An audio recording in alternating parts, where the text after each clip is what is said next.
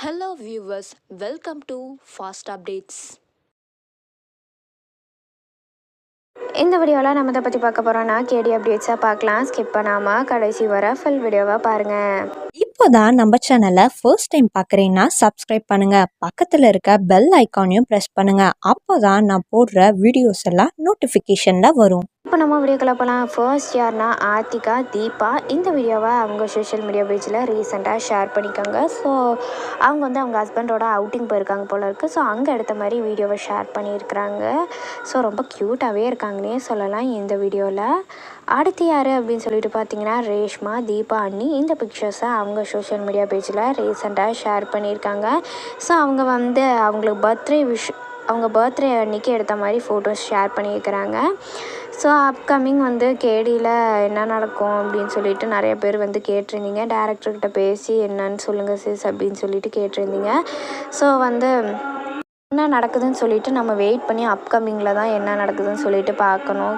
இன்ன வரைக்கும் தீபாவை நேற்றுக்கான எபிசோட்ஸில் பார்த்திங்கன்னா தீபாவை காட்டியிருப்பாங்க. ஸோ இந்த வீக்குள்ளே தீபாவை கார்த்திக் பார்த்துருவார். ஸோ அப்படி இல்லைன்னா நெக்ஸ்ட் வீக்கில் பார்த்துருவார். ஹை சான்சஸ் இருக்குது தீபாவை அவர் பார்த்துருவார். ஸோ அதுக்காக தான் ஈகராக வெயிட் பண்ணிகிட்ருக்கோம். ஸோ நேற்றுக்கான கீதாவோட ட்ரூத் அவங்க சொன்னாங்க எதுக்காக நான் கொலை பண்ணேன் அப்படின்னு சொல்லிட்டு. ஸோ அவங்களுக்கு ஒரு சிஸ்டரும் இருக்காங்க போல இருக்குது.